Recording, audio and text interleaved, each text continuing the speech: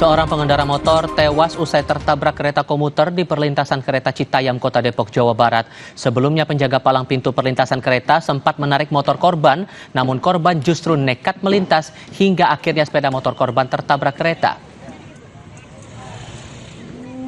Petugas KAI Stasiun Citayam langsung mengevakuasi dan membawa jenazah ke Rumah Sakit Bayangkara Bogor untuk proses identifikasi. Sementara sepeda motor korban dibawa ke unit Laka Lantas Polres Metro Depok.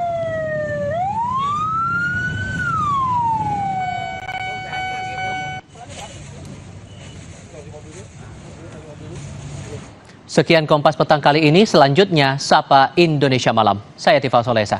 Dan saya Ditya Anissa. Terima kasih, sampai jumpa.